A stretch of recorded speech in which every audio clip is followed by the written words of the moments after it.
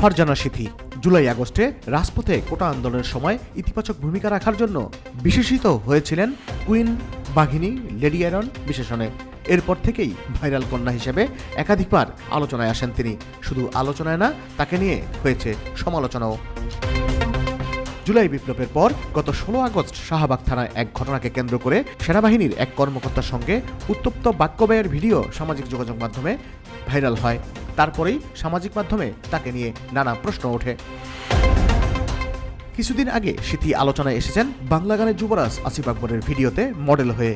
সেই ভিডিওতে তার বিপরীতে অভিনয় করেছেন আরেক জনপ্রিয় কণ্ঠশিল্পী শেখ সাদি।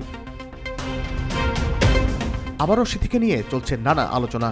এবার আর তার কাজের জন্য নয়, এই আলোচনা তার বিয়ে নিয়ে। সম্প্রতি একটি টকশোতে কোটা সংস্কার আন্দোলনে অগ্নিকন্যা হিসেবে পরিচিত পাওয়া সময়ের আলোচিত মডেল কন্যা ফারজানা সিথি জানান তিনি রাজনীতিবিদকে বিয়ে করতে চান।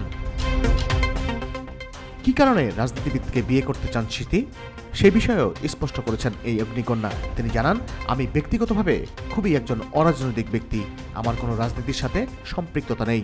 যদিও বিয়ে করার পরিকল্পনা আগামী 5 বছরেও নাই, তবে যদি বিয়ে করি তাহলে রাজনীতিবিদকে করব। কেননা রাজনীতিবিদের দেশকে নিয়ে সরাসরি কাজ করার জায়গা থাকে, দেশের স্বার্থে, দেশের মানুষের স্বার্থ রক্ষার্থে কাজ করে, তাই রাজনীতিবিদ চয়েস করব।